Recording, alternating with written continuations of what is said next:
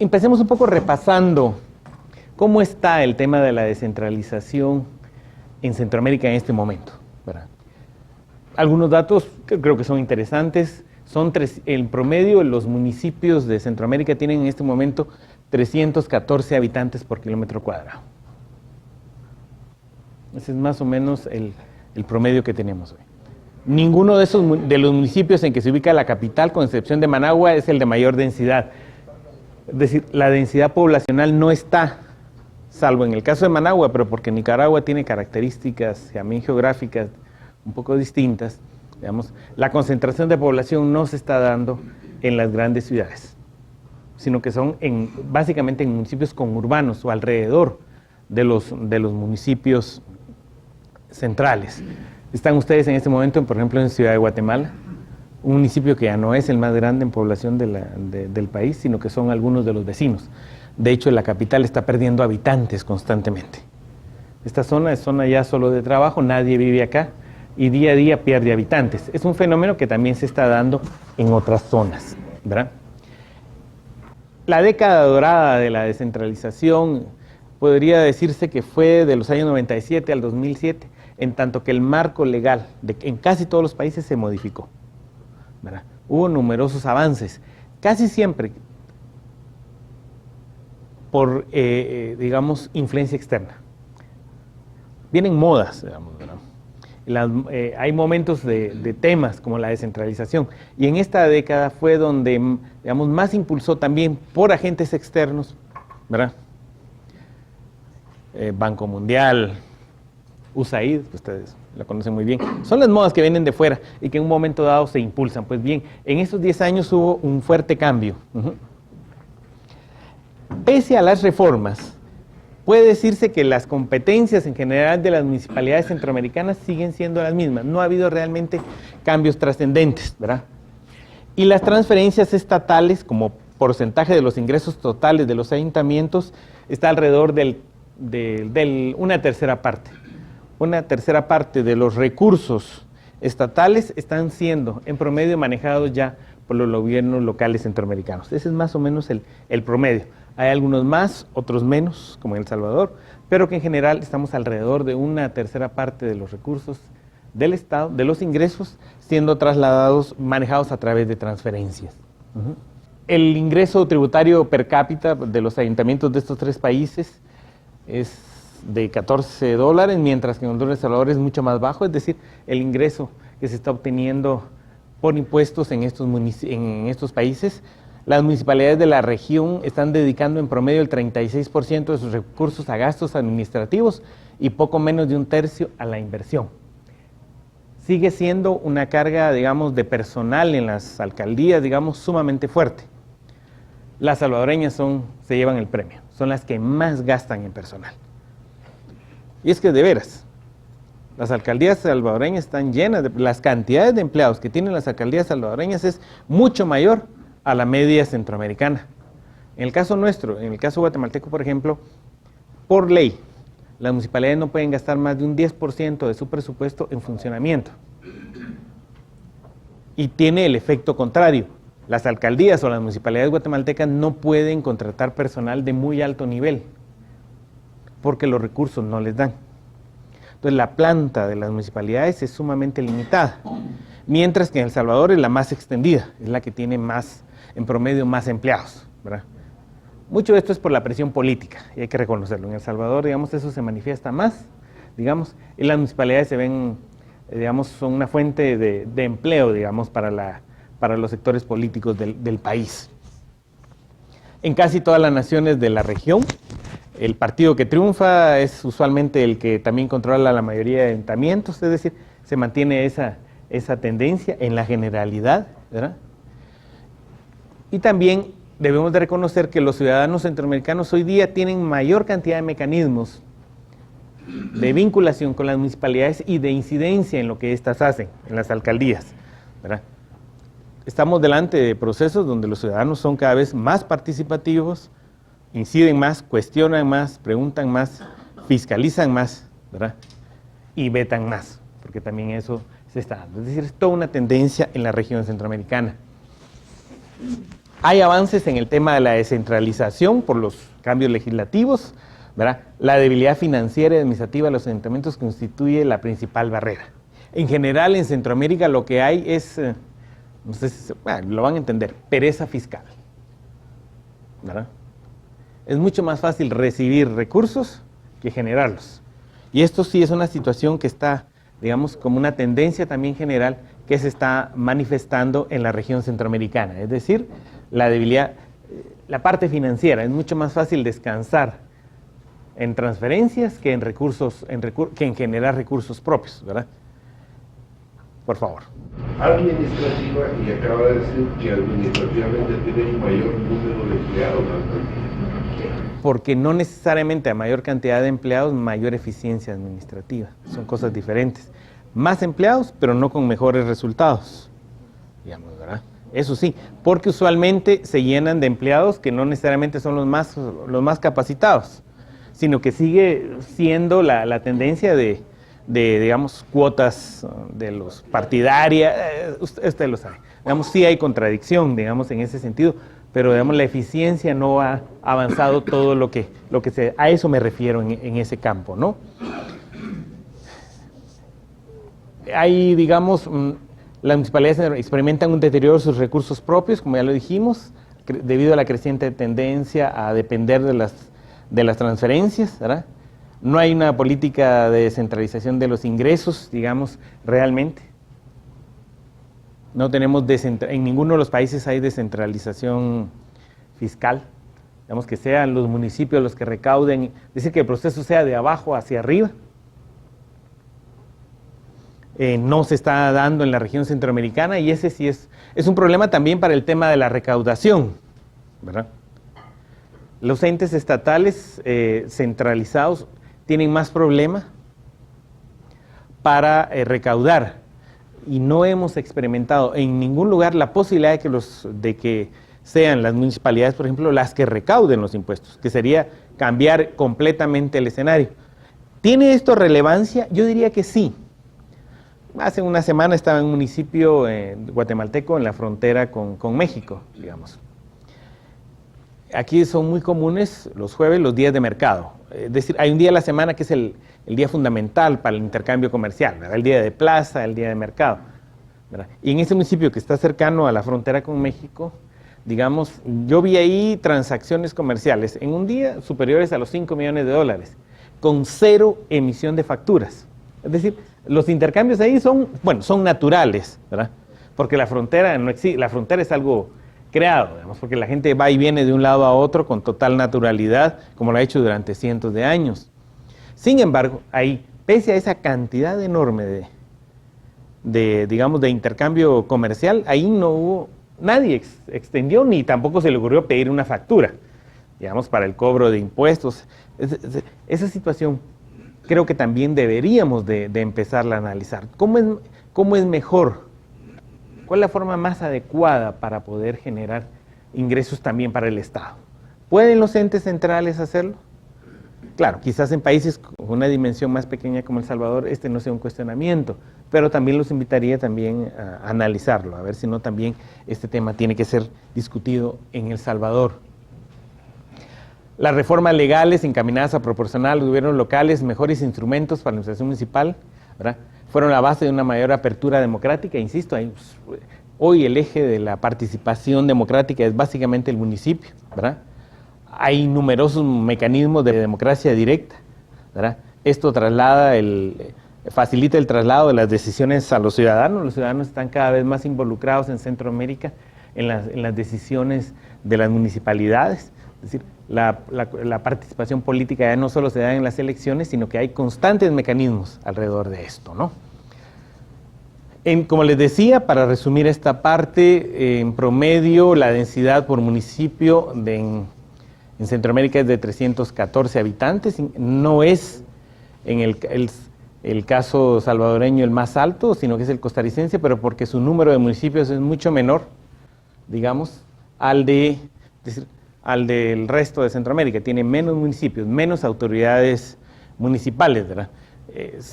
Por promedio de extensión geográfica, evidentemente los salvadoreños son son los mayores, ¿no? Muchos lo dicen, ¿verdad? En El Salvador hay que tener cuidado de ir en la carretera y si uno va a un municipio, frenar a tiempo, porque si no frena a tiempo, pues se va al otro municipio, ¿no? Es decir, pasa al otro lado, ¿no? Pero, digamos, es decir, también yo creo que ese es un aspecto que había que cuestionar, aunque creo que es una cuestión política delicada, pero evidentemente el número de municipios también debería ser estudiado, porque al haber tantos con extensiones tan pequeñas, también esto a veces se vuelve un problema, ¿verdad? En lugar de ayudar a la prestación de los servicios, a un mejor manejo político y administrativo, la realidad es que a veces esto se vuelve mucho más difícil, digamos, mucho más complejo cuando hay, pero eso implicaría la redistribución del territorio y todo, en general en Centroamérica, ¿no? Los municipios más poblados están en el norte, son los que tienen aquí este color, digamos, son evidentemente en Guatemala, en El Salvador, en la costa atlántica de Honduras y en el centro de Honduras. Estas son, digamos, pero en general los más densamente poblados están en la parte norte de la región centroamericana. Digamos, la población centroamericana, por ende, está más concentrada en esta parte, ¿no? Es donde hay más centroamericanos viviendo. ¿Cómo es su nivel de vida? Evidentemente en Costa Rica es donde hay mayor cantidad de municipios con un índice de desarrollo humano, un nivel de vida mayor, digamos. El resto sigue las tendencias naturales que hay en el resto de la región centroamericana, digamos, ¿verdad? ¿Cuáles hemos tenido de reformas en los últimos años? En todos los países se dieron importantes reformas al marco de la legislación municipal. En toda la región centroamericana uno encuentra una enorme cantidad de reformas a la parte municipal. Es decir, es un tema muy dinámico en el cual ha habido numerosas reformas, ¿verdad?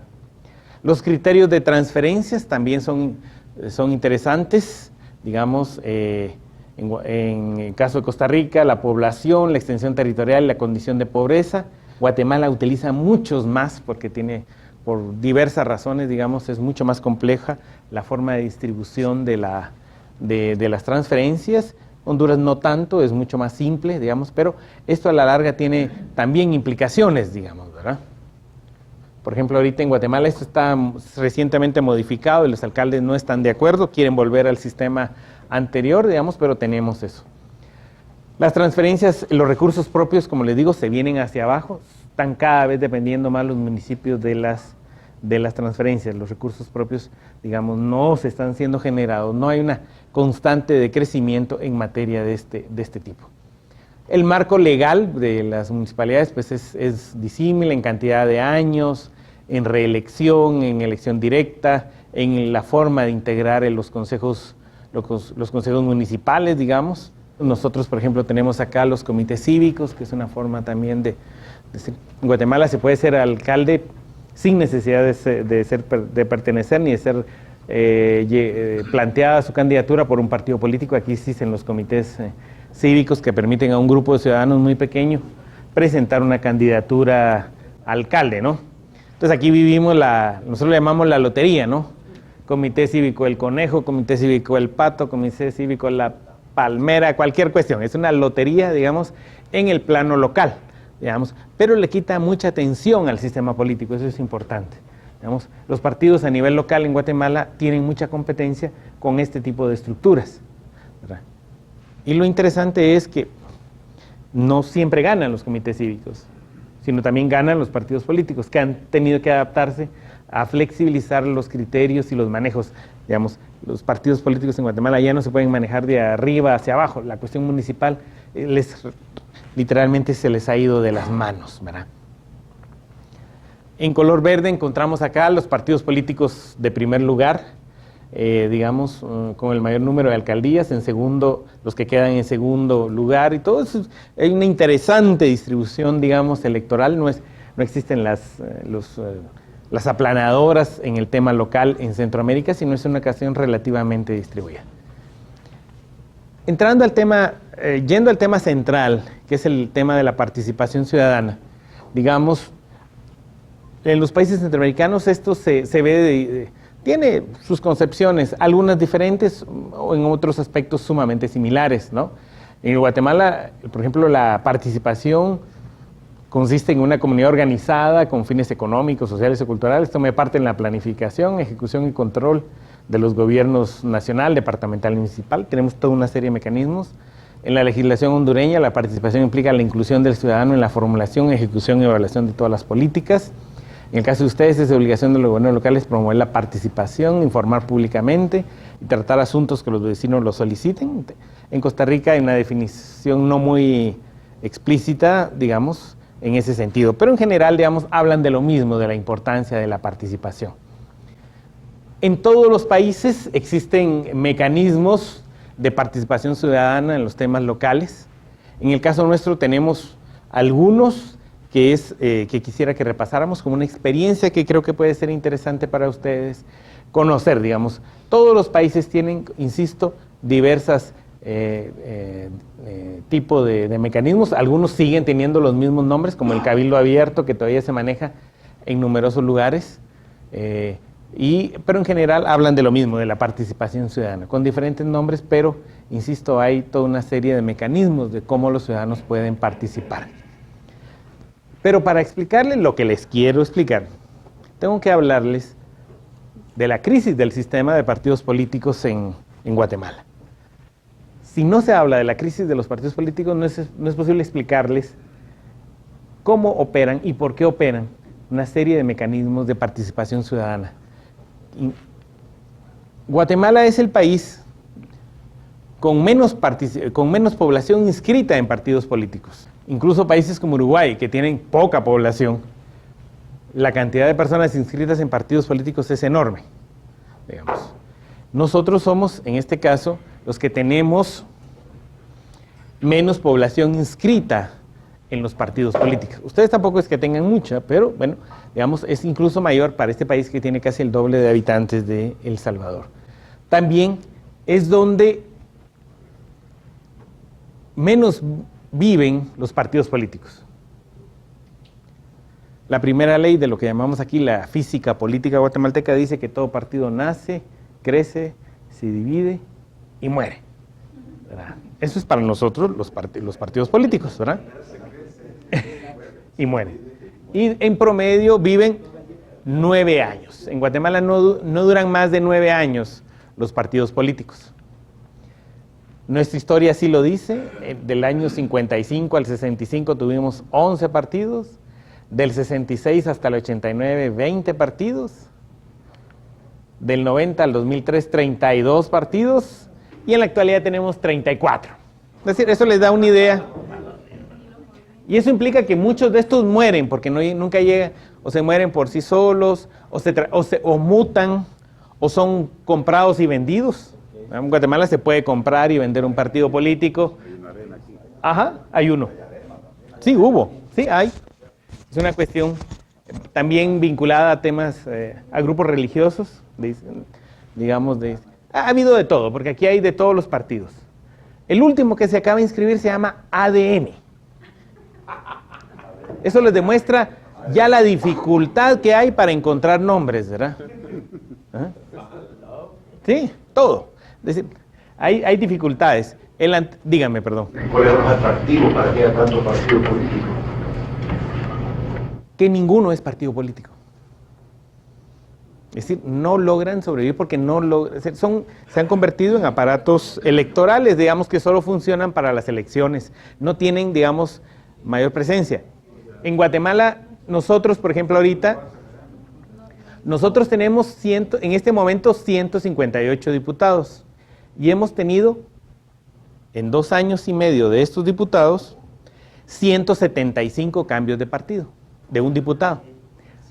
Quiere decir, incluso algunos diputados antes de tomar posesión ya habían cambiado de partido político. Al día siguiente de la elección ya estaban en otro partido. Es decir, el transfugismo político es para nosotros una constante, ¿verdad? Nunca se puede decir cuántos diputados tiene un partido, porque todos los días cambia. Hay que consultar todos los días cómo van, ¿verdad? ¿Cuántos votos tiene cuántos tiene el otro para saber cómo podría que... Un escenario de... Es una bolsa de valores. Yo sí se lo digo con toda honestidad, es una bolsa de valores. Hay que llamar todos los días para preguntar a cómo está el voto. Esa es la realidad. Sí. En su mayoría de casos, así funciona el sistema de prebendas. Porque también hay un aspecto, ¿verdad? En el caso de Guatemala, nuestro sistema político no es presidencialista. La Constitución que nos rige generó un sistema semiparlamentario, que en realidad le da el principal poder, el primer poder del Estado guatemalteco, es el legislativo. Aquí no se puede hacer nada, pero literalmente nada, sin la aprobación del Congreso. Y desde nuestra experiencia, ningún partido, por la cantidad de diputados y por las características que tiene el sistema de partidos y la idiosincrasia del país, ningún partido logra tener mayoría. Es imposible. Tiene que haber acuerdos en todos los días, a todas horas, ¿verdad? Porque es imposible, ningún partido lo tiene. Intervención de grupos como por ejemplo el narcotráfico en alguno de esos partidos. Es mucho más fácil, es evidente que resulta mucho más fácil. Pero lo vamos a ver más en la parte local, porque a estos grupos no les interesa tanto los partidos políticos. Les interesa el control territorial, es el territorio. Entonces lo que más importa acá es el municipio. Es el poder local, los alcaldes. Eso es mucho más importante. ¿Sí? Nosotros está documentado y todo, casos, por ejemplo, ya vamos a tener en las elecciones anteriores, donde en algunos municipios, sobre todo en la frontera con México, que es donde más se siente esto, ¿verdad? Donde los famosos señores estos llaman a todos los candidatos y les dicen, les deseamos la mejor de las suertes, ¿verdad? Y para que la competencia sea leal y sea equitativa, cada quien tiene aquí un pick-up, una pick-up que dicen ustedes, y un cierto dinero, ¿verdad? Entonces, y que gane el mejor. Entonces, va a ganar el mejor. Reglas claras. Pero hay reglas claras para todos los partidos. Es decir, vean las implicaciones que tiene la debilidad del sistema de partidos políticos en un sistema que es semiparlamentario, insisto. El principal poder es el Congreso. Aquí no se puede hacer nada. Bien, sigamos un poquito alrededor de esto. Con los datos que les he dado, ustedes podrían decir, ¿este país cómo es que funciona? Si el Congreso es el centro de todo, el Congreso es la expresión de un partidismo que es y que no es, ¿verdad? Con una presidencia de la República que no es fuerte.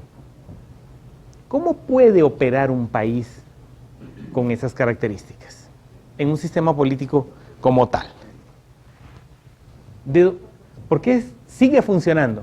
Sigue creciendo, ¿verdad? Económicamente, sigue siendo robusto en ese sentido. ¿Cómo se puede lograr? Pues bien, resulta que en este país, digamos, la democracia representativa, las elecciones y todo, ¿verdad?, son solo una pequeña faceta de su vida política, que es cada vez menos relevante, ¿verdad? Y que tiene otros competidores. El eje de la vida de este país son los municipios. Guatemala no se puede explicar si no se entienden cómo funcionan sus municipios, porque es la única parte del Estado que todos los días tiene que funcionar. Aquí los bomberos son municipales, ¿verdad? Aquí todo funciona a nivel, la policía es municipal, ¿verdad? Todo es con el apellido municipal, ¿verdad?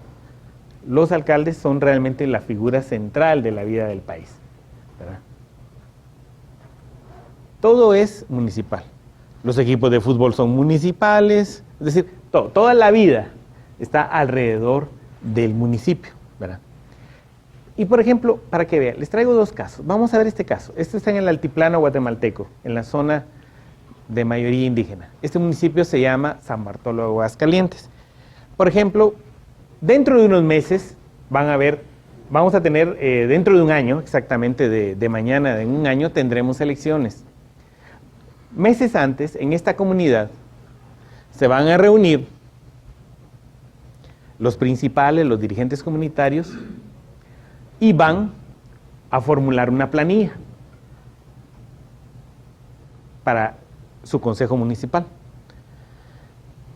Esta planilla la van a inscribir por un determinado partido político. Siempre tienen olfato y andan viendo quién irá a ganar la elección presidencial, como para no andar de malas con el presidente, ¿verdad? Eso es el único objetivo. Calculando eso, ven cómo, si se puede, le inscriben por el que creen que es el partido que va a ganar la elección presidencial, insisto, si no por otro. Desde ese día todo el mundo sabe en ese municipio quién es el alcalde, quiénes son los concejales, cómo va a funcionar todo. Pero, para que no digan o hablen mal de ellos, hacen otra planilla y la inscriben también por algún otro partido. Hay dos. Y le dicen a las comunidades de este municipio, comunidad tal, tal y tal, tienen que votar por eso. Ustedes, y el resto va a votar por la que es. Entonces siempre los resultados son, ya se sabe cómo va a quedar este municipio.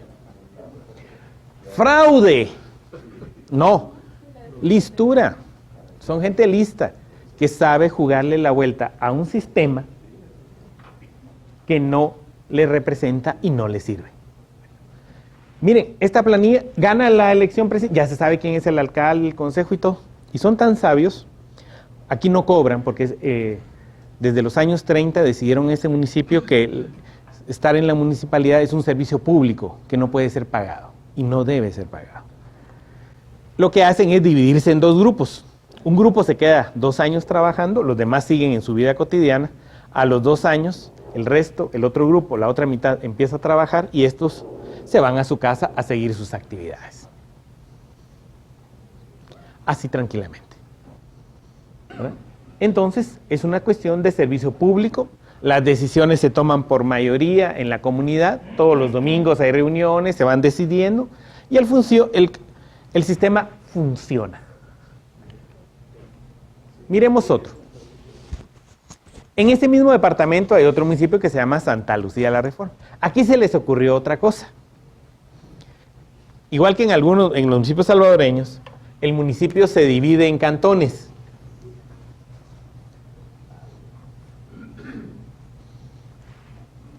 Y lo que hacen ellos tienen un sistema.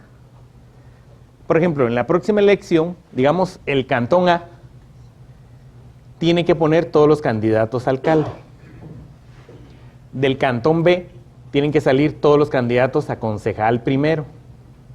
Del cantón C, digamos, todos los candidatos a concejal segundo, y así sucesivamente. Entonces, gane el partido que sea o gane el quien, la importante para ellos es que todos los cantones queden representados en el Consejo Municipal. ¿Otra vez fraude? No, listura. ¿Verdad?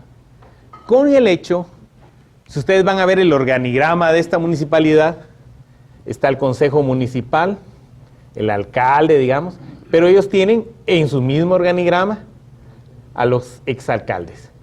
El que es alcalde nunca se retira del cargo realmente. Pasa a ser parte de un consejo. Y ellos siempre van a participar en las decisiones que se tomen, porque el servicio que han hecho les da la característica y las cualidades para poder seguir aconsejando.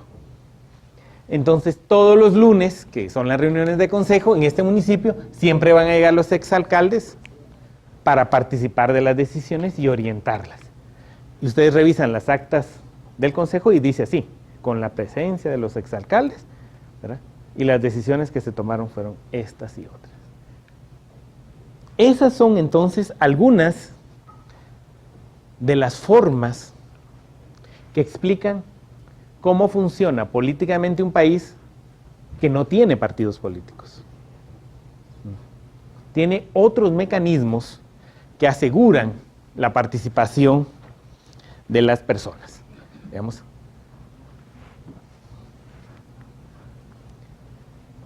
Este es el mapa del país, este es el mapa de la elección presidencial. de hace 3 años, en 2007. Esto verde es el actual partido de gobierno que, visto municipalmente, ganó acá. Este es el de segundo lugar y cuestiones así. Ese mismo mapa con la elección municipal es un colorico, es decir, es un arco iris. De ser así, la elección municipal es así.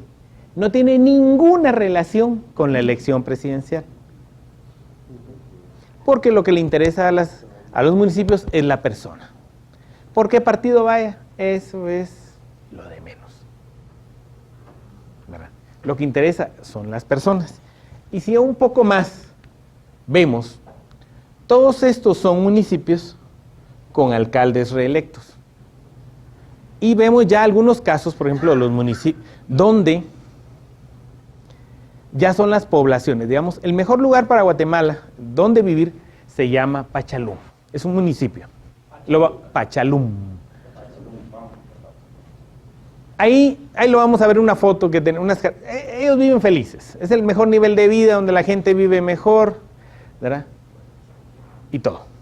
Pero este municipio, por ejemplo, el alcalde actual, que es muy joven, el municipio lo becó para que viniera a la ciudad de Guatemala a estudiar y sacara su licenciatura en abogacía. Y el mismo municipio le pagó su maestría en España en desarrollo local. Era un patojo, como decimos nosotros, brillante. Cuando terminó sus estudios regresó y se hizo alcalde. ¿Otra vez fraude? No, simplemente ellos ya habían decidido que esa era el muchacho brillante que tiene que ser alcalde. Y lo invirtieron en él y costoso, ustedes quieren, pero... ¿Son comunidades netamente indígenas? Esta última no, es ladina. Nosotros le llamamos ladina. Más bien diría que es como la zona oriental de Guatemala o como ustedes. Tiene más bien características como ustedes, digamos, físicamente, étnicamente y todo. Está en el departamento del Quiché, que es siempre, digamos, la mayoría es municipio, es zona indígena, pero es como un enclave ladino, porque van a través de un río. En algún momento de su historia, las personas del oriente, río arriba, se fueron a sentar a algún lugar en una zona indígena, pero ellos no lo eran. ¿Perdón? ¿Qué pensamiento es el que aflora en estos municipios? ¿Un pensamiento, podemos decirlo, de derecha o podemos decirlo de izquierda? ¿O hay personas más comprometidas con su municipio? Son personas comprometidas. En muchos de estos, por ejemplo, si uno va a uno de estos municipios con alcaldes reelectos y le pregunta, mire, ¿cuál era el nombre del candidato a la presidencia del partido que lo eligió la última vez? No sé, ya se me olvidó. Del partido que me eligió a mí, ¿verdad? O mire, ¿qué partido lo eligió a usted, señor alcalde reelecto, hace 4 años? Todos los miembros del consejo se hacen así. Híjole, ya no se acuerdan del partido por el cual los eligieron. El partido no es relevante. Es un vehículo ciudadano, ¿verdad?, para llegar a esto. Hay municipios cercano a El Salvador, Santa Catarina Mita, en Jutiapa, digamos, que ahí el alcalde eterno es Don Neco, electo por el comité cívico Don Neco, porque así se llama el comité cívico, ¿verdad? Y también, ¿qué han hecho ellos, por ejemplo? Toda la oficina de planificación municipal tiene la característica que son mujeres, todas becadas, todas son arquitectas, ingenieras, abogadas y todo, que el municipio también les pagó venir a la capital a sus estudios y luego regresan a su municipio a trabajar en la oficina de planificación municipal. Es decir, son esas dinámicas, insisto, que se van dando gradualmente, ¿verdad? Y que son cómo los ciudadanos van adaptando el sistema político a su propia forma de hacer las cosas. Había un sabio concejal en Antiguo Cuscatlán el año pasado hablando de la crisis del partido y me lo explicó de una forma tan sabia que yo dije, tanto Dios, uno es el que se hace bolas. Me dijo, el mayor de Aguizón garantizó 20 años. Ya pasaron los 20 años, ya no hay garantía. Él dijo 20 años duró todo. Tiene que acomodarse a los tiempos modernos nuestro partido. Así, me lo explicó con una increíble, me dijo, lo que él dijo fue que iba a durar esto, ¿verdad? y había que adaptarlo de nuevo. Entonces me dijo, todo lo que está sucediendo es absolutamente natural. Es cuestión de que nosotros sepamos cómo interpretar los nuevos tiempos, porque la garantía que nos dieron ya se acabó, ya venció, la garantía venció, hay que renovarla. Miren, un señor tan preclaro en lo que me estaba diciendo ahí, creo que no era ni del consejo, un empleado municipal, pero que él tenía la claridad de lo que estaba sucediendo. Pues bien, digamos, tan no es, y yo le llamaría, a ver, por ejemplo, las características. Esta es las tasas de homicidio en el país.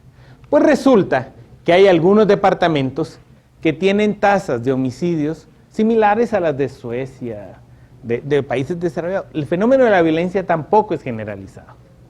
Hay zonas que por sus mismas características de manejo comunitario, digamos, tienen índices de violencia que no son iguales a todos lados. En el caso de los robos, los hurtos, realmente es solo una zona del país. Hay lugares donde el país donde se vive tan bien como en cualquier otro lugar. No son fenómenos generalizados, digamos, ¿verdad? Por las particularidades que tienen estos países. Ahora bien, nuestro país teóricamente está organizado en una república, en regiones, departamentos, municipios y microrregiones. Dentro de pocos años, los departamentos habrán desaparecido. Los departamentos, en el caso de Guatemala, son una ficción. No existen, fueron creados políticamente para dividir al país. Pero la nueva legislación municipal incorporó las mancomunidades de municipios, que son agrupaciones de municipios, que están revolucionando, ya le dieron la vuelta al país. Porque, por ejemplo, esta zona de acá es costeña, es costera. Esto es altiplano, pero hay departamentos, por ejemplo, que tienen una parte abajo y otra arriba. Obviamente la población que está abajo no tiene nada que ver con la población que está arriba. Nada. Ni física, ni culturalmente, ni económicamente, sino que viven así. Entonces el país ha estado mancomunizándose por los ríos, por el manejo de basura, por lo que sea, por la producción. El país está sometido en este momento a un proceso de redefinición que tarde o temprano llevará a que desaparezcan algunas figuras como los departamentos. Porque desde lo local, desde lo municipal, el país se está dibujando de nuevo, digamos así, ¿verdad? Y va a cambiar. ¿Eso está ocurriendo espontáneamente o hay una política? Es espontáneo, no.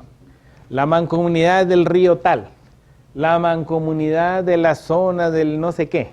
Digamos, los municipios se están agrupando por lo que sea, digamos, ¿verdad? Uno de los principales factores de redefinición del país es la basura, ¿verdad? Como para poder manejar una planta de tratamiento de desechos se necesita no la basura de uno, sino que usted me dé su basura, usted también, juntemos nuestra basura para manejar una planta. Mucho de la nueva distribución se está dando, por ejemplo, por la basura. Municipios que se agrupan para poder manejar el tema de la basura. Y así.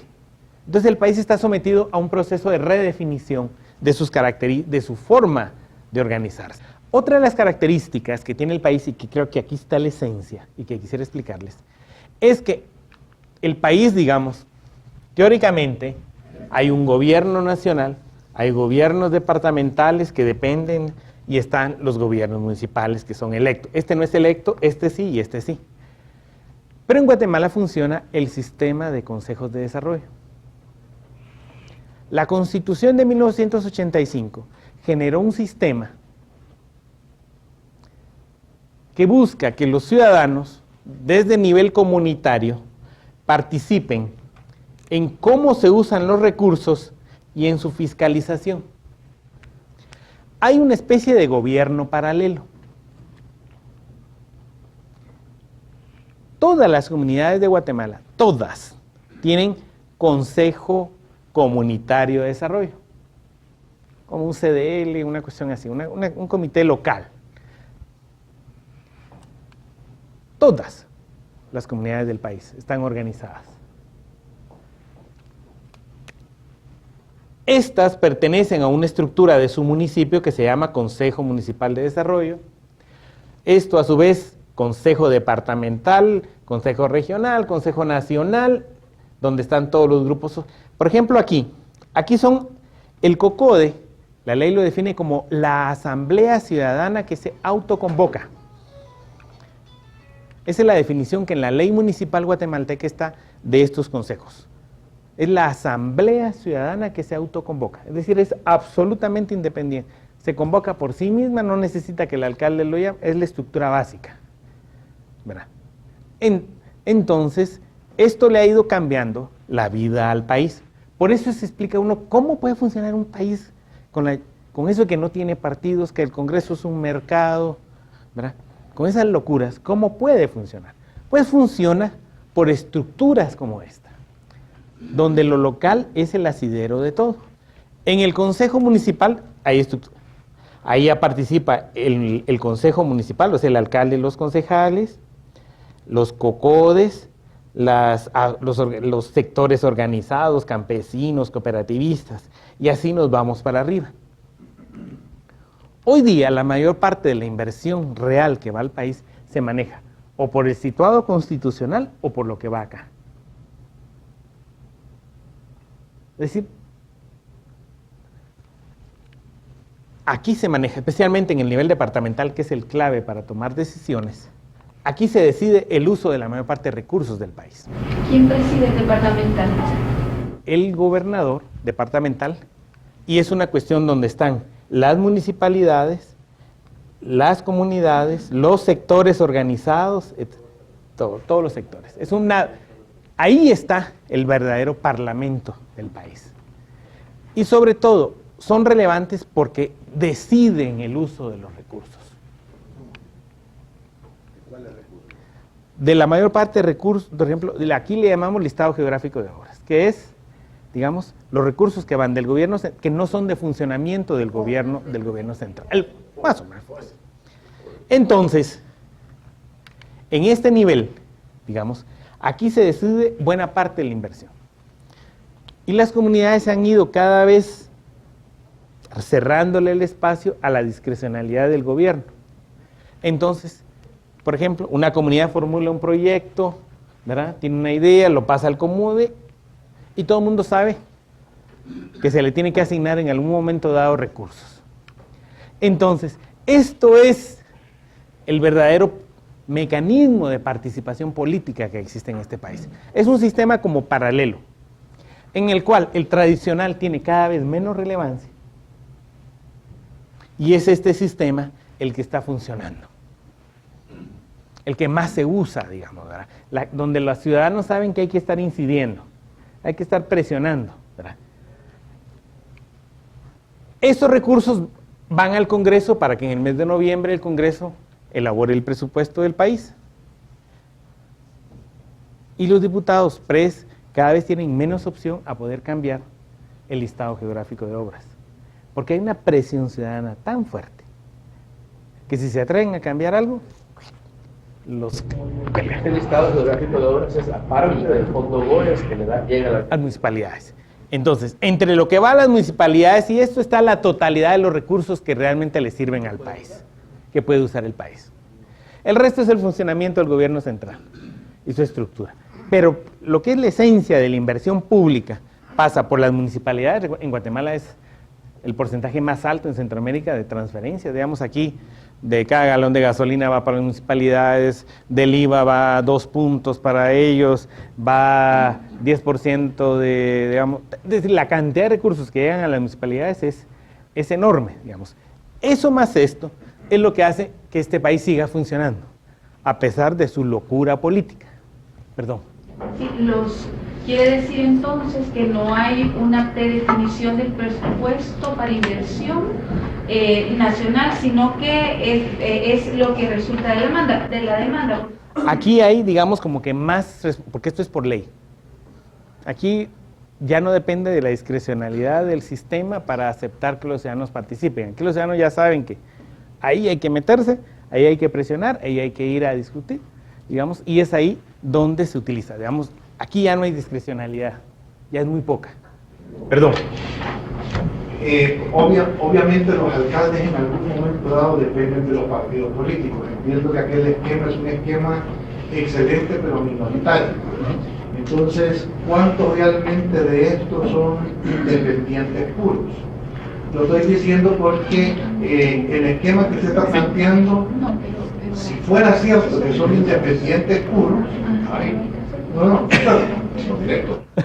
Ajá, pero lo que estoy queriendo decir es que si de verdad las municipalidades funcionan a lo independiente, ellas están definiendo el presupuesto. Pero si tienen un vínculo grande con el partido, es otra cosa diferente. No lo dejan. Sí, perdón. ¿Será que esto funciona así porque los partidos en Guatemala no llevaron la democratización en la exposición de sus candidatos a nivel local?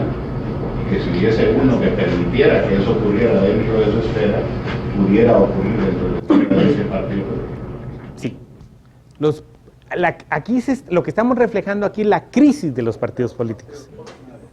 Porque, por ejemplo, en algún departamento, en Chiquimula, que tiene frontera con Honduras y con El Salvador, los alcaldes ahí fueron electos por cualquier partido.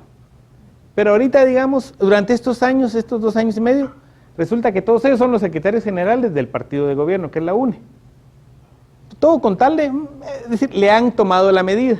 Y ahorita, dentro de unos meses, ya van todos de salida de ese partido porque sienten que no es el que va a ganar, sino que va a ganar otro, ¿verdad? Entonces, ya estuvo, es decir, no hay, es decir, ya van para afuera, ¿sí? Van para otro lado, perdón. Hay alcaldes de las ciudades pequeñas que ya se sienten que realmente ganan por ellos, y es cierto, ellos son los que ganan, están con nosotros porque tienen alguna cuestión de estar con nosotros, pero realmente saben ellos completamente que son ellos los que hacen ganar la elección en los municipios pequeños.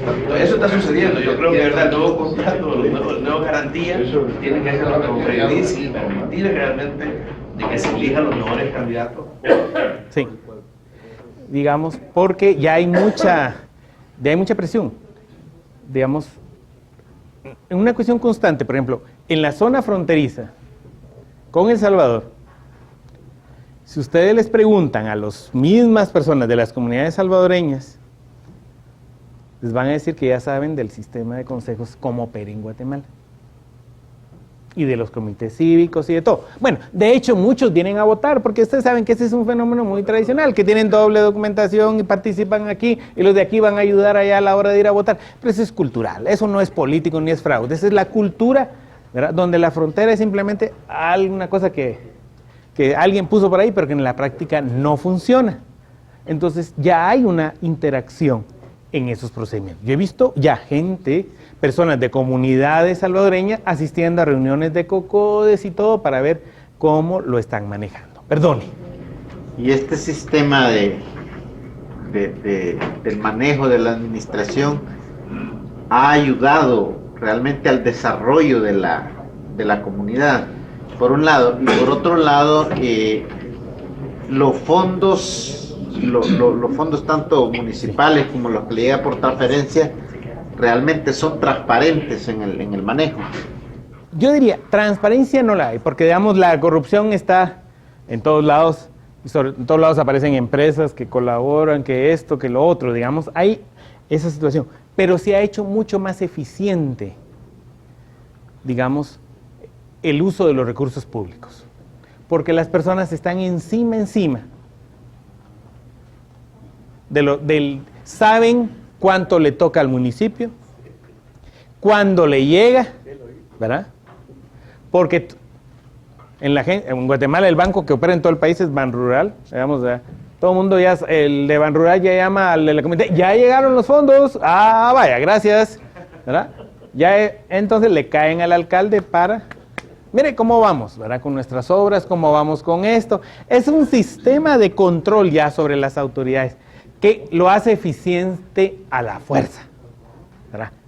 Lo ha hecho no por decreto, no por ley, sino porque las condiciones obligan a esto. De que hay corrupción, sigue habiéndola, muy fuerte, si uno no sabe cómo, digamos, porque hay intereses, sobre todo las empresas constructoras, hay todo un mundo ya de instituciones, de entidades o de empresas que viven alrededor de estos recursos, ¿sí?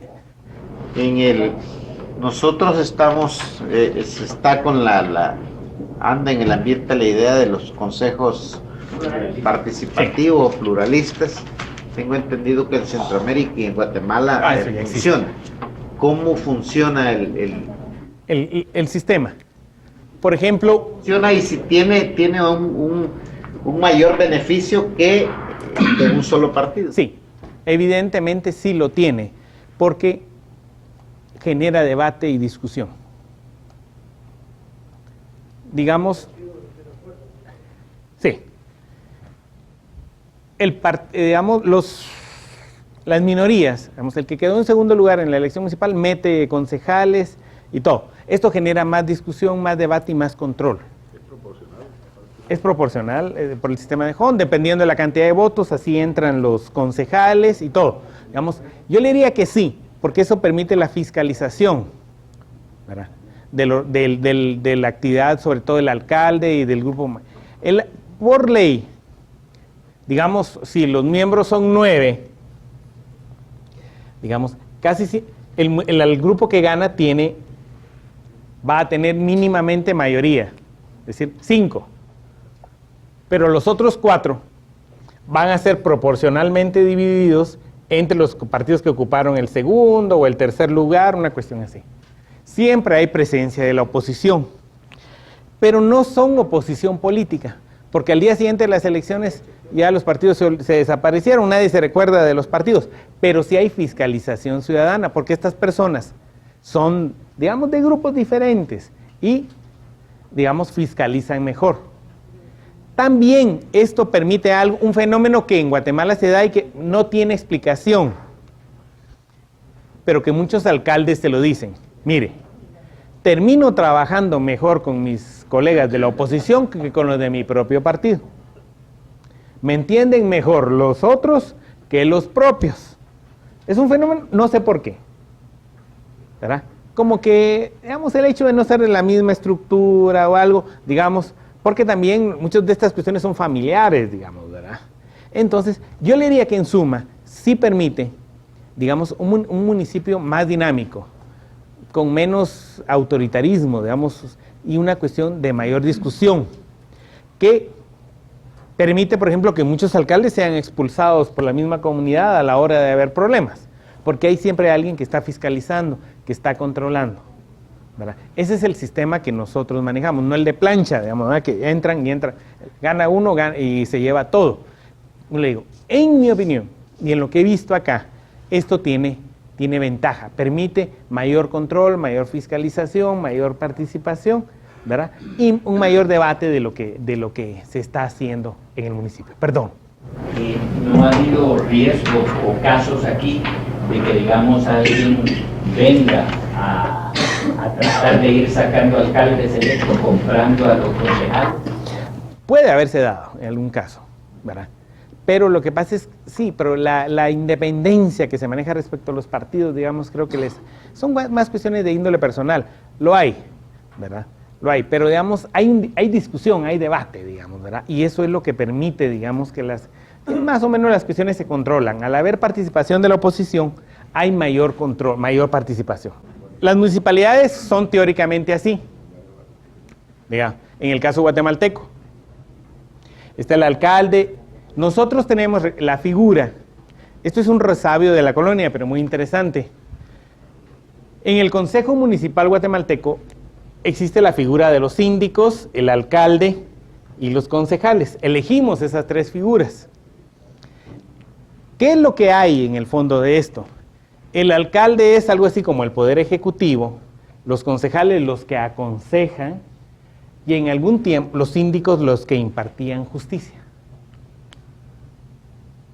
Esa era la idea. Con el devenir del tiempo se ha vuelto más una cuestión estandarizada, porque el sistema judicial asumió la responsabilidad de la justicia con los jueces de paz y todo. El sistema de justicia llegó, digamos, a las comunidades, a los municipios, pero mientras eso no sucedió, en la municipalidad se integraban los 3 poderes.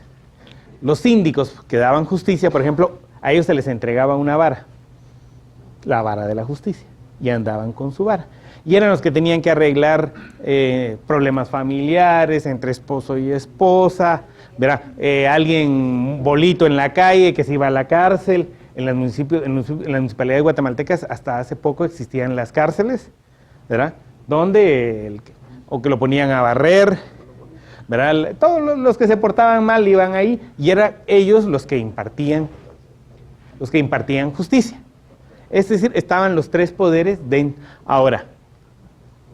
Al llegar el sistema de consejos de desarrollo, que es lo que las municipalidades ahora tienen que actuar con todo ese esquema. Consejos comunitarios, consejo municipal. Hay una interacción muy amplia entre el consejo tradicional y este nuevo esquema, que los obliga a tomarlos en cuenta, ¿verdad? Ya el consejo municipal ya no se puede manejar solo, ya no se maneja solo. Tiene que estar en constante intercambio e interacción con todo el sistema de consejos que vimos. Esa estructura se toca con el municipio y hace que, digamos, las decisiones ya en el uso de los recursos, digamos, ya no las puede tomar por sí solo, sino que con los otros sectores la ley lo obliga a estar participando. Esa es una forma de democracia, digamos, que ha ido, digamos, la ausencia de partidos y todo ha llevado en la práctica a que este sistema sea el que funciona. Perdone. Según el sistema, Guatemala, los municipios en la región centroamericana es uno de los que recibe mayor transferencia del gobierno central. Aparte de eso, tiene toda esta participación de la comunidad. Pero en comparación con el resto de la región, los municipios de Guatemala han tenido mayor desarrollo que el resto de la región. Yo diría que, no sé si desarrollo, pero que sí están, digamos, como que más involucrados con los ciudadanos y son los que le están dando respuesta. A esta hora está lloviendo endemoniadamente y todos los municipios de la Municipalidad de Guatemala están trabajando, abriendo camino, abriendo paso y todo, porque el gobierno central en la realidad ya no opera muy poco. El gobierno central guatemalteco es tan débil que ya no tiene virtualmente capacidad de respuesta. Como le digo, aquí tenemos bomberos municipales, policía municipal, todo, si ustedes escuchan la radio guatemaltecas y los medios de comunicación, todo es municipal. El alcalde tiene participación en todos los ámbitos de la vida. Digamos, las municipalidades la seguridad ya se maneja localmente ante la ineficiencia de las estructuras nacionales, todo está a nivel local. No porque a alguien se haya ocurrido, digamos, no es que la ley lo diga, sino que es una cuestión que en la práctica se ha ido dando. Sí, perdón, allá. Oyendo todo esto, se hace una pregunta. ¿Sí? ¿Será que estamos en el primordio de la discusión teórica del concepto de Estado-Nación? Yo diría que sí, claramente. Y eso sí es una discusión que ustedes tienen que... Y ustedes lo van a vivir por una situación, lo viven con mayor intensidad incluso que Guatemala. Está lo internacional o lo globalizado, lo nacional y lo local. Al igual que ustedes, solo que más tardíamente, la realidad es que la gente vive en Guatemala, en el nivel local, más pendiente de lo que está pasando en Los Ángeles que lo que está pasando en la capital. La capital le es tan ajena. De hecho, digamos, Guatemala tiene por su cuestión étnica, cultural y todo, una diferencia, digamos. Si ustedes saben a los ciudadanos que no son de la capital, dicen, voy a Guatemala, voy a Guate, porque Guatemala es solo la capital. No se vinculan, no hay una relación así, no es que todos somos un país, no. Vamos a Guatemala, esos son los que viven en la capital. Por ejemplo, la expresión chapines. ¿Saben qué son los chapines que eran? Unos zapatos puntudos. Y se usa porque hace muchos años, ¿verdad? La gente del interior del país, de las otras zonas, se reía de los de la capital porque usaban esos zapatos. Entonces, para burlarse les decían chapines, que son esos zapatos y son los del centro. Yendo a lo que usted dice, esto funciona así. Esto es cada vez más difuso, menos claro. es el que necesita readaptarse. Eso es lo que tenemos todos que pensar. ¿Cuál va a ser entre esto y esto? ¿Qué le queda a esto? Ya no es qué va a hacer, ya no es todo lo que tienen que hacer, no es simplemente pensar a qué se va a dedicar el gobierno nacional. Porque la realidad es que nuestros ciudadanos están más conectados con lo que está sucediendo afuera que con lo que está en este nivel. Nosotros, a esta hora, por ejemplo, tengo un compañero aquí de la universidad, un profesor. Él es ruso y anda en una comunidad del interior del país enseñando ruso, porque esta comunidad está exportando, digamos, a Rusia. Entonces, a la comunidad lo que le interesa es que los muchachitos más jóvenes aprendan ruso, porque eso es lo que les va a servir, ¿verdad? Entonces ellos están conectados, ¿verdad? Aquí, por ejemplo, andan la gente controlando los precios del café y de todo, digamos, a través de internet. Están los personas mayores, no, pero andan con sus hijos, ¿verdad? Cómo está el café, cómo está esto, cómo están los mercados, todo. ¿Verdad? Entonces, hay una interacción cada vez mayor entre lo local y lo globalizado, lo internacional. Lo nacional es lo que menos sentido tiene, es lo que hay que, digamos, hay que definir a qué se va a dedicar, qué es lo que le queda, es lo que está en crisis. Al menos en el caso nuestro, es lo que está más profundamente en crisis. También les han asignado algunos el tema de tránsito. La mayoría. Sí. Sí. Eso es lo que más. Aquí en Guatemala, digamos, las personas no le temen ni para bien ni para mal a la Policía Nacional Civil. Pero ustedes van a salir a la calle y van a ver a los de verde, la Policía Municipal. A esos sí les tenemos miedo. ¡Ay, Dios! La Policía Municipal de Tránsito es realmente la que manda, la que ordena. Ahí los ciudadanos, la gente le tiene miedo. Son los que imponen orden. La Policía de Tránsito es lo más cercano a la autoridad que, por ejemplo, existe en este país. Y todos los municipios lo tienen, ¿verdad? Está funcionando. El tránsito se ha ordenado gracias a la imposición de esquelas, como usted le dice. Es una cuestión aquí que no hablar por celular que esto. Es decir, eso, todo eso que hacen las policías municipales, eso es lo que está funcionando, ¿verdad? ¿Por qué la diferencia ahí en ese cuadrito, alcalde comunitario y alcalde indígena? Ya. O debería decir o indígena, porque el Consejo Comunitario de Desarrollo, le decía que es esta asamblea, el presidente es automáticamente el alcalde comunitario, que en algunos casos también es el alcalde indígena. Y eso se elige cada enero. No porque esté en ley ni nada, sino porque así ha sido toda la vida. Los alcaldes comunitarios empiezan en la fiesta de Año Nuevo, con el alcalde comunitario nuevo. Sí. Como se está tratando de demostrar que son tan independientes los municipios del gobierno central. Por ejemplo, me llama curiosidad cómo hacen la cuestión de salud pública. Y no pueden ser muy independientes, tienen que depender de alguna forma del gobierno central. No, yo diría, la tendencia es que los municipios se hagan cargo de la educación. Aquí cerca hay un municipio, Santa Catarina Pinula. El alcalde es reelecto, se llama Tono Coro. Con él no es cuestión de decir va a ser reelecto, no.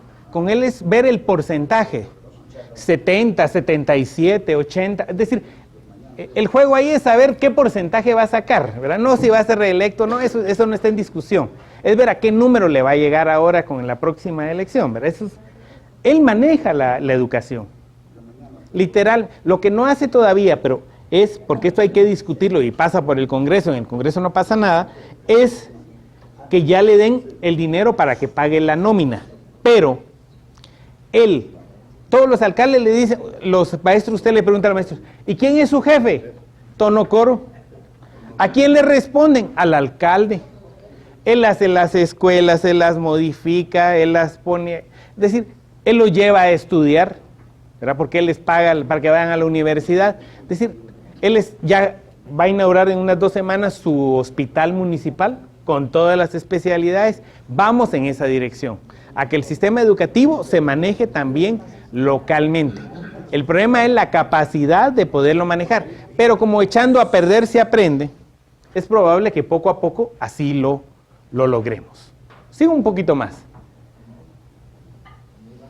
El código, la ley municipal guatemalteca habla de estos derechos: participar en actividades políticas, participar en consultas ciudadanas, etcétera, etcétera.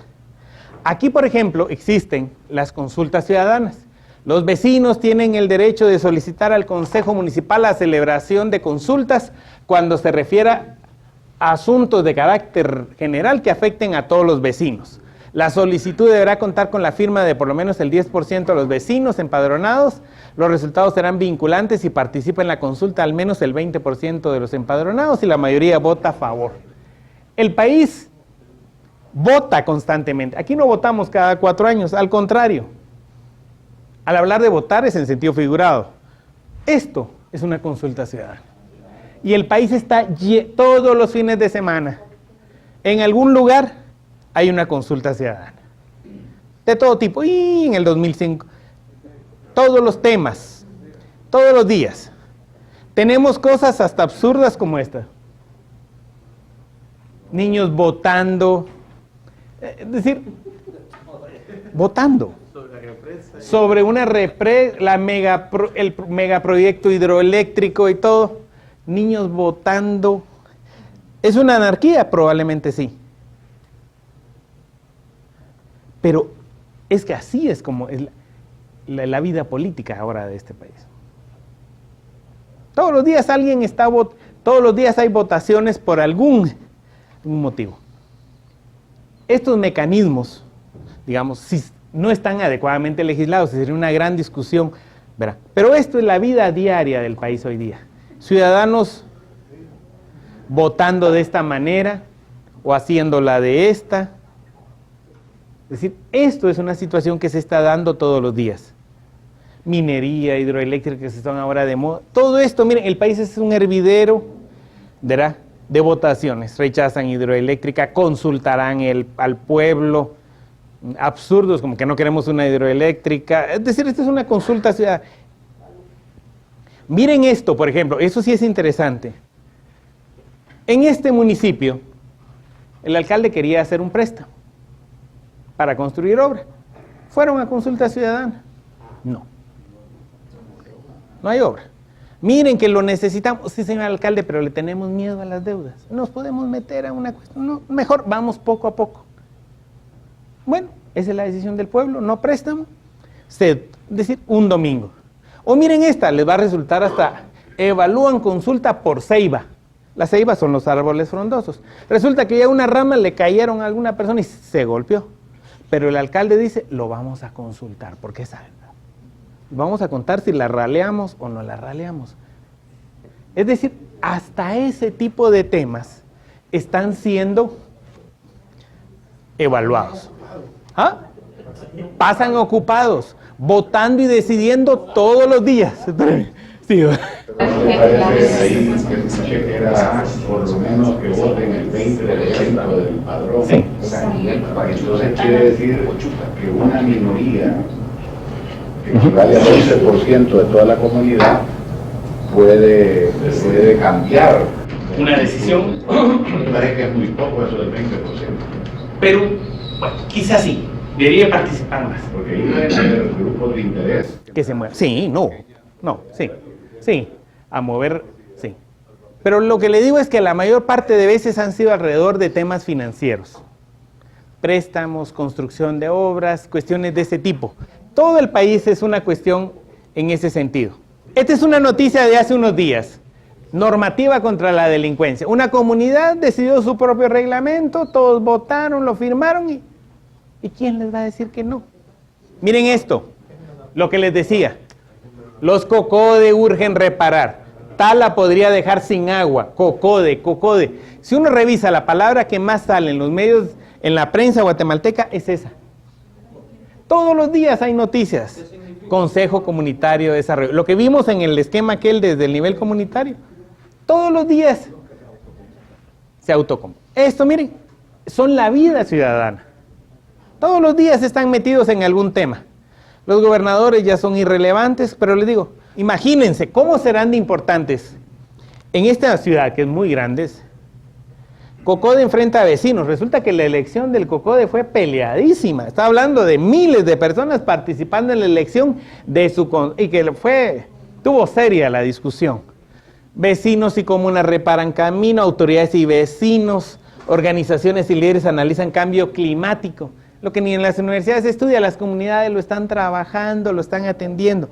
Es decir, este país tiene una intensa vida comunitaria. Ya los alcaldes no pueden imponer. Este es el otro caso de un alcalde que quería un préstamo de 10 millones de quetzales. La comunidad le dijo, no, una retroexcavadora y un camión de volteo. Eso es lo que necesitamos. Nada de un mercado nuevo, no, eso no nos sirve. Nos sirve ahorita una red y cuesta tanto, sale más barato y esto es lo que necesitamos. Los problemas grandes que tiene el país como la inseguridad, miren, eso así se soluciona. Vapulean a supuesto plagiario, limpieza social, ¿verdad? Miren, aquí está la lista de los que van a... Pero miren, miren cómo es esta noticia, dice, ultimátum a delincuentes. Resulta que una comunidad, un domingo se le ocurre hacer un llamado a 30 y pico de personas, todos los cuales son delincuentes. Y los delincuentes se presentan a la comunidad. ¡Ah! Aquí. Más de 5,000 personas asistieron, ¿verdad? Y los 24 supuestos delincuentes, ¿verdad?, se presentaron a la comunidad. Ajá. Y los regañaron. Y ellos contestaron, sí, nosotros asaltamos bancos, robamos, pero eso es en la capital. Aquí no venimos a molestar. Aquí dice, somos delincuentes en la capital. Y además traemos la plata. ¿Más para acá? Robamos a los ricos de los pobres. Sí. Y los llamaron y les dijeron, pórtense bien. Y como testigos de honor de que ellos van a cambiar, asistió el Procurador de los Derechos Humanos y la Policía Nacional Civil, quienes fueron testigos del deseo de los ciudadanos de cambiar su actitud. Esto es anárquico, mi querido. No, no sé si es anárquico, ¿verdad? Y aquí está la lista de los que no asistieron. Y así podríamos, miren, la pregunta de qué pasa, oigan esto, el mayor proyecto de inversión del país lo van a desarrollar mancomunidades de municipios. Todos los municipios, desde la frontera con El Salvador hasta acá, las mancomunidades de municipios van a elaborar, están haciendo una inversión de 12,000 millones de dólares para construir un canal seco, una autopista, un tren, un gasoducto, un oleoducto que va a ir desde Garita de Chapinahí, la frontera, hasta acá, para competir. Los municipios. Y ese fue el día en que hicieron la inauguración del proyecto. ¿Saben qué tiene de especial esta noticia? Se les olvidó invitar al presidente. No, es decir, en la noticia, ¿verdad?, el alcalde, el no sé qué, pero no llegó, no lo invitaron. Se les olvidó, digo yo, ¿verdad? Fue olvido. No fue que no lo quisieran. Pero es decir, se manejan a su manera. Efectivamente hay una crisis, pero es una crisis de la política. La política, ¿sí?, no se ha adaptado. Hay una desadaptación entre la política y los ciudadanos. Y eso es lo que tenemos que hay que trabajar. En todos lados es lo mismo. Ese es el mensaje final. Hay un trabajo que hacer de adaptación de la política, ¿verdad?, a la realidad y a las condiciones ciudadanas. ¿Usted apoya este modelo? ¿Usted está convencido, sí o no? Yo diría que sí, porque así hemos operado. Es decir, así funciona. Es decir, así somos, así lo hacemos y así ha funcionado no por ahora. Esto tiene años de existir.